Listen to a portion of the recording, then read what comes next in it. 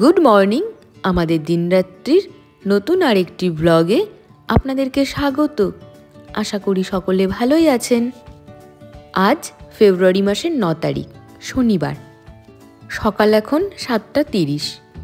উঠেছি বেশ কিছুক্ষণ হলো। ছাদে এসেছিলাম একটু বাইরেটা দেখতে। আজকে সেভাবে কুয়াশা পড়েনি, কিন্তু পরিবেশটা ভীষণ সুন্দর। সকালবেলায় খোলা ছাদে বেশ ভালো লাগে। যাই হোক, নিচে চলে এসেছি বেশ কিছুক্ষণ হলো। এসে যা রান্না হবে আজকে সব সবজিপাতি কেটে নিয়েছি, মশলাও অনেকখানি রেডি করে ফেলেছি। আজকে শনিবার, আজকে আমরা নিরামিষ খাই। তো আজকে বানাবো সকালবেলায় ভেজ নুডলস। এই নুডলসটা খেতে বেশ ভালো, ক্রেভিংস ভেজ নুডলস। নুডলস বানানোর জন্য সবজির মধ্যে নিয়েছি গাজর কুচি, ক্যাপসিকাম কুচি, বিনস কুচি, ফুলকপি আর ব্রকলি কুচিয়ে নিয়েছি, আর নিয়েছি একটা টমেটো আর একটু মটরশুঁটি। আর আদাটাকে জুলিয়ান করে কেটে নিয়েছি, আর কাঁচা লঙ্কা কুচিয়ে নিয়েছি। প্রথমে জল গরম বসাবো, তার মধ্যে এই নুডলসটাকে দিয়ে দেব। দিয়ে সেদ্ধ হয়ে গেলে পারে তারপরে এটাকে ঠান্ডা জলে ধুয়ে একটু তেল মাখিয়ে রেখে দেবো। সব সময় নুডলস সেদ্ধ করার সময় ফুল বয়েল করা যাবে না, একটু যাতে শক্ত থাকে সেই অবস্থাতেই নামিয়ে নিতে হয়। না হলে গরম ভাপে ভাপে পুরো নুডলস ওভারকুক হয়ে গিয়ে পুরো মন্ড মতন পাকিয়ে যায়, আর ভালো করে রান্না করা যায় না।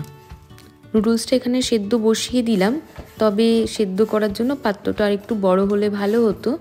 নুডলস সেদ্ধ করার সময় আপনি চাইলে এই জলের মধ্যে কয়েক ফোঁটা তেলও দিয়ে দিতে পারেন। আমি দিই না, যে বেকার মনে হয় তেলটা নষ্ট হবে। আর নুডলস ওই একটু মাঝ রাখলে পারেই খুব একটা অসুবিধা হয় না, মন্ড পাকায় না। এটা সেদ্ধ হয়ে গেছে, তবে এখন একটুখানি ঢেকে দিই, আর একটু হবে, তারপরে এটাকে জল ঝরিয়ে নেব। আজকের দিনটা আমার কাছে একটা স্পেশাল দিন। তার কারণ আপনাদেরকে বলি। আজকে যে ভালো খবরটা আমি আপনাদেরকে দিতে চলেছি তা শুধু আমার জন্যে নয়, এই খবরটি আমাদের দিনরাত্রি পরিবারের জন্য। এই যে আমাদের দিনরাত্রি নামে আমার ইউটিউব চ্যানেল, তার মনিটাইজেশন আজ অন হয়েছে। এটা আমার কাছে একটা বিরাট বড় পাওনা। আমার 4000 ঘন্টা ওয়াচ টাইম পূরণ হয়েছে। আর 1000 সাবস্ক্রাইবার, সে তো বেশ কয়েকদিন হয়েছে পূরণ হয়েছে, সেটা আপনারা দেখতেই পেয়েছেন। আমাকে অনেকে তার শুভেচ্ছাও জানিয়েছেন। আমার যখন 1000 সাবস্ক্রাইবার পূরণ হয়, সেই সময় আমি কিন্তু আপনাদের সাথে আমার আনন্দ ভাগ করে নিইনি। আমি সেই সময় চুপই ছিলাম, তার কারণ আজকের দিনটার অপেক্ষা ছিল আমার। 4000 ঘন্টা ওয়াচ টাইম পূরণ হয়ে যাওয়ার পর আমি মনিটাইজেশনের জন্য অ্যাপ্লাই করি। 24 ঘন্টাও সময় লাগেনি। আমি সন্ধ্যের দিকে অ্যাপ্লাই করেছিলাম, ঘুম থেকে উঠে দেখি অন হয়ে গেছে। খুব বেশি দিন আমার চ্যানেলের বয়স নয়, মাত্র 5 মাস। তো এই অল্প কয়েক দিনের মধ্যেই আমি কিন্তু এই মাইলস্টোনটা ছুঁতে পেরেছি। শুধু আমার জন্যে নয়, আপনাদের সাপোর্ট, আপনাদের সহযোগিতা না থাকলে আজকের এই দিনটি আমি দেখতে পারতাম না। এত তাড়াতাড়ি কোনোভাবেই আমি আমার এই লক্ষ্যে পৌঁছতে পারতাম না। ঘুম থেকে উঠেই যে সুখবর আমি পেয়েছি, আমার মনে হয়েছে সেই সুখবর পাওয়ার অধিকার শুধু আমার নেই, আমাদের দিনরাত্রি পরিবারের প্রত্যেক সদস্যের সেই অধিকার রয়েছে। চ্যানেলটি আমি যখন শুরু করি তখন আমি এত কিছু ভাবিনি। আমি ভেবেছিলাম একটি বছর ধরে আমার জীবনের থিসিস আমি লিখছি, সে কথা আপনাদেরকে আগে বলেছিলাম। কিন্তু আজকের এই দিনটি, এই সকালটি আমার কাছে ভীষণ স্পেশাল। যাই হোক, নুডলসের জন্য যে সবজিগুলো আমি বানিয়ে রেখেছিলাম সেগুলো আমার ভাজা হয়ে গেছে। এবার এর মধ্যে আমি একটু চিকেন মশলা দেব। চিকেন মশলাটা না আমার এই নুডলসের মধ্যে বেশ ভালো লাগে খেতে। আপনারা কখনো দিয়েছেন কি না আমি জানি না, যদি না দিয়ে থাকেন একবার এই নুডলসে চিকেন মশলা অ্যাড করে দেখবেন, অপূর্ব হয় খেতে। এরপরে নুডলস মিশিয়ে ভালো করে নাড়াচাড়া করে আর একটু ভাজা ভাজা করে লবণ টেস্ট করে নামিয়ে দেবো, তাহলেই হয়ে যাবে। আর নামিয়ে নেওয়ার পরে একটুখানি গোলমরিচের গুঁড়ো অ্যাড করে নেব, তাহলেই কিন্তু ভীষণ ভালো লাগবে খেতে। যে কথা বলছিলাম, মনিটাইজেশন। আপনারা যারা নতুন চ্যানেল খুলেছেন বা যারা এখনও মনিটাইজেশন করে উঠতে পারেননি, তাদের যদি এই বিষয়ে কোনো প্রশ্ন থেকে থাকে আমাকে কমেন্ট বক্সে জানাবেন, আমি আপনাদের উত্তর দেওয়ার চেষ্টা করব। আমাকে অনেকেই বলেছেন যে খুব অল্প সময়েই তোমার 1000 সাবস্ক্রাইবার পূরণ হয়েছে। সে বিষয়ে আমি বলি, সাবস্ক্রাইবার আনার একটা সহজ উপায় হলো শর্টস ভিডিও যদি আপনি আপলোড করেন, আর যদি সেই শর্টস ভিডিও আপনার সুন্দর হয়, তার মধ্যে একটু অ্যাস্থেটিক ব্যাপার থাকে, তাহলে কিন্তু সেই ভিডিও আপনাকে অনেক অনেক সাবস্ক্রাইবার এনে দেবে। ঘুম থেকে উঠে যখন খুশির খবরটি পাই, তখন আর একটা কথা মাথায় আসে যে আজ তো শনিবার, তো সেলিব্রেশন কি করে হবে, ভেজ খেতে হবে। তো তখন ভাবলাম বিভিন্ন রকম ভেজ খাবার বানিয়েই সেলিব্রেট করব। এই দিনটা তো আর পাবো না। দাঁড়ান, উত্তমকে আগে দিই, দেখিও কি বলে খেয়ে।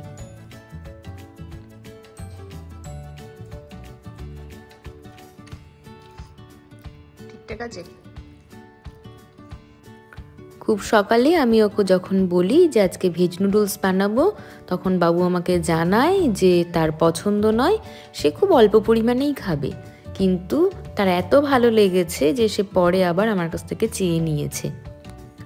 আসলে শীতের এই সবজি দিয়ে এভাবে নুডলস বানালে খুব ভালো হয় খেতে, আর তার মধ্যে যদি একটু চিকেন আর যদি একটু ডিম অ্যাড করা যায়, তাহলে তো সেটা অপূর্ব। ব্রেকফাস্ট করার পরে ছাদে এসেছিলাম জল দিতে। এদেরকে দু চোখ ভরে একবার দেখে নিচ্ছি, কারণ চন্দ্রমল্লিকারা তো চলে গেছে, শীত শেষ, ওদের যাবার সময় হয়ে গেছে, তাই ওরা চলে গেল। গাঁদাগুলো এখনও যথেষ্ট ভালো আছে, তবে এরাও হয়তো আর বেশি দিন থাকবে না। চলুন নিচে যাই, দুপুরে রান্না বসাবো। আজকে দুপুরের মেনুতে রয়েছে ফুলকপির রেজালা, পুঁই ফল ভাজা, আর বিটরুট আর টক দই দিয়ে যে স্যালাডটা বানাই সেটা, আর ভেজ ডাল।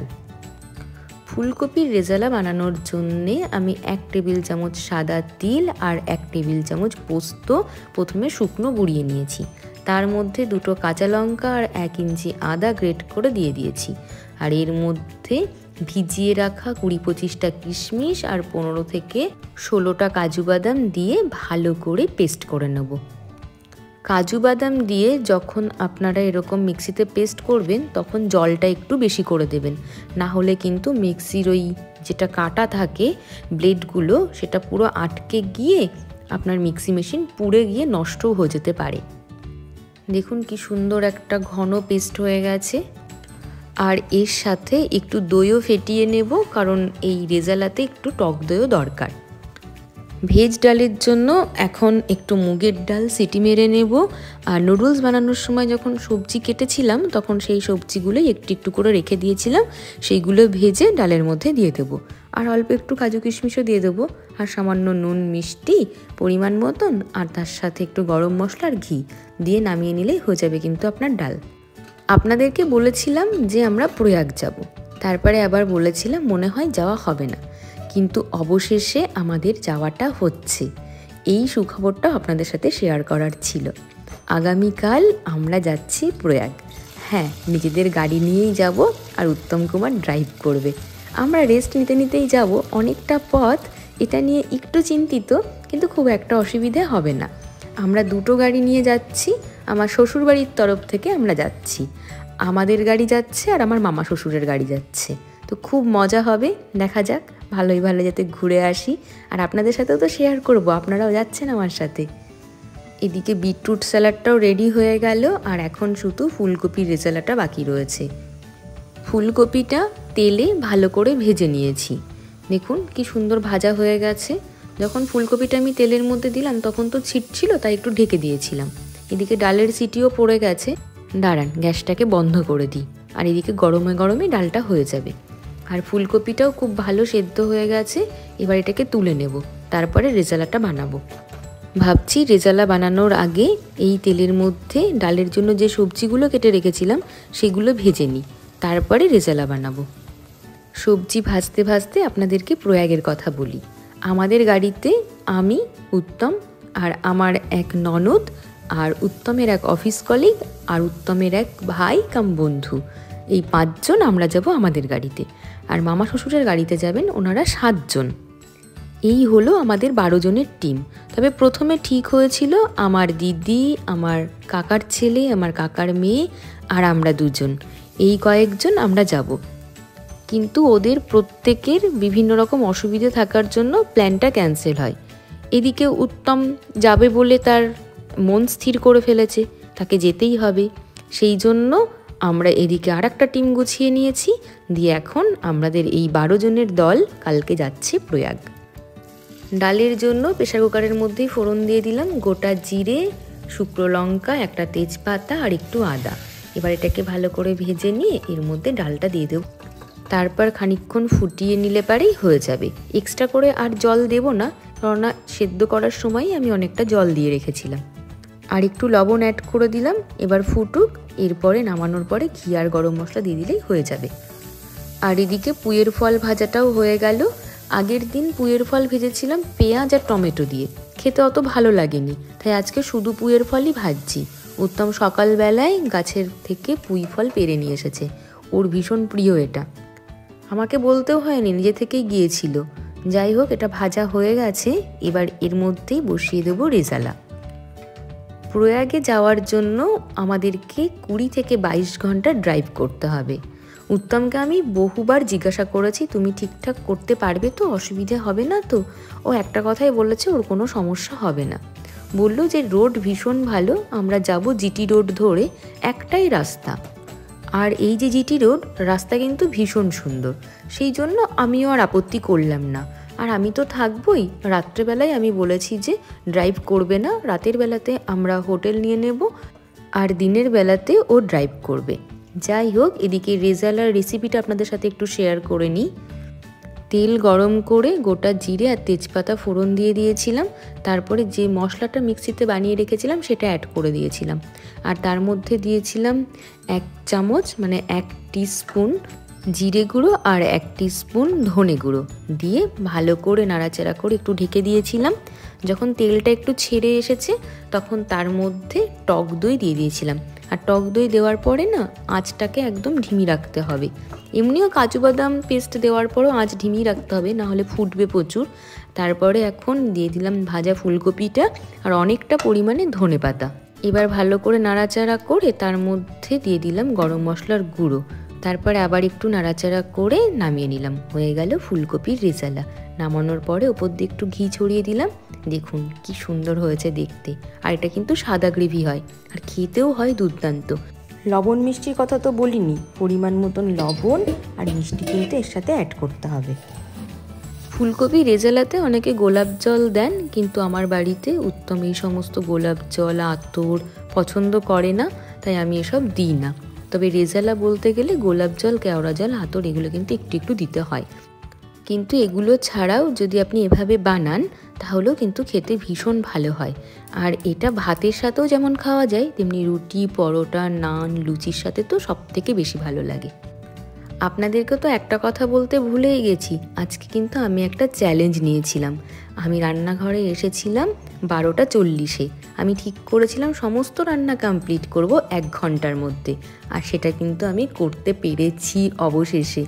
এখন ঘড়িতে বাজে 1:45, আমার রান্না কিন্তু সব কমপ্লিট। আজকের মেনুতে রয়েছে ফুলকপির রেজালা, ভেজ ডাল, তার সাথে রয়েছে পুঁইয়ের ফল ভাজা, আর রয়েছে বিটরুট স্যালাড। বিটরুট স্যালাডের মধ্যে কিন্তু আমি দিয়েছি চাট মশলা। চাট মশলা দিয়ে কিন্তু ভালো লাগে খেতে এটা। ভাত হয়ে গেছে, এখন ফ্যানটা ঝাড়িয়ে তারপরে আমি চলে যাব স্নানে। উত্তমকে ফোন করেছিলাম, ও বলল ওর আসতে একটু দেরি হবে, কারণ ও গাড়ির আরও কী সব কাজকর্ম আছে সেগুলো করাচ্ছে, ও রয়েছে ওয়ার্কশপে। তো আমি খেয়ে নেব, ওর জন্য অপেক্ষা করব না, কেননা ওর অনেকটাই দেরি হবে, ও হয়তো বিকেল গড়িয়ে যাবে আস্তে আস্তে। কোথাও ঘুরতে যাওয়ার সময় আমি জামা কাপড় খুঁজে পাই না, মনে হয় যে আমার কিছুই নেই। আপনাদের সাথেও এটা হয় কি না আমি জানি না। প্রয়াগ যাওয়া নিয়ে আমাদের এত দোলাচলতা চলছিল, যাওয়া হবে কি হবে না, সেই জন্য কোনো শপিং আমি করিনি। এখন পড়েছি বেশ সমস্যায়। যাই হোক, এদিকে লাঞ্চ রেডি, আর আমিও স্নান করে চলে এসেছি। এখন নিজের খাবারটা নিয়ে নেব। উত্তমকে তাও একবার ফোন করলাম, ও বলল যে না সত্যিই ওর অনেক দেরি হবে, আমাকে খেয়ে নিতে বলল। লাগেজ ভাবছি রাত্রেবেলায় গুছিয়ে নেব, কিন্তু রাত্রেবেলাতে রয়েছে এত লম্বা একটা ভিডিও এডিট এবং তার ভয়েস ওভার, সমস্ত কাজ করে আমি জানি না লাগেজ আমি গোছাতে পারবো কি না। না হলে সকালেই গুছিয়ে নেব। আমাদের কাল বেরোতে বেরোতে সকাল 10টা, তাই সকালবেলাতে অনেকটা সময় পাওয়া যাবে, খুব একটা অসুবিধা হবে না। 6টার সময় ঘুম থেকে উঠলেই আশা করি টাইমের মধ্যে আমি রেডি হয়ে নিতে পারবো। এদিকে খাবার নিয়ে নিয়েছি, এবার চলুন খেয়ে দেখে বলি যে কেমন হয়েছে। সত্যি এই পেঁয়াজ আর টমেটো দিয়ে এক্সপেরিমেন্টটা কিন্তু খুব ভুলভাল ছিল। শুধু পুঁই ফল ভাজা খেতেই অসাধারণ লাগে, আর ভেজ ডালটাও ছিল দুর্দান্ত। আর ফুলকপি রেজালা নিয়ে তো কোনো কথাই হবে না। আমি শুধু আপনাদেরকে বলবো একটি বার ফুলকপির রেজালা আপনারা বানিয়ে খান। যাই হোক, আমি এদিকে কিচেনটা পরিষ্কার করে নিই। আর আজকের ভ্লগটি যদি আপনাদের ভালো লেগে থাকে তাহলে প্লিজ একটা লাইক করে দেবেন। আর যারা এখনও আমার চ্যানেলটি সাবস্ক্রাইব করেননি তারা প্লিজ প্লিজ প্লিজ সাবস্ক্রাইব করে দেবেন। আজ আসি, দেখা হচ্ছে পরের আরেকটি নতুন ভ্লগে।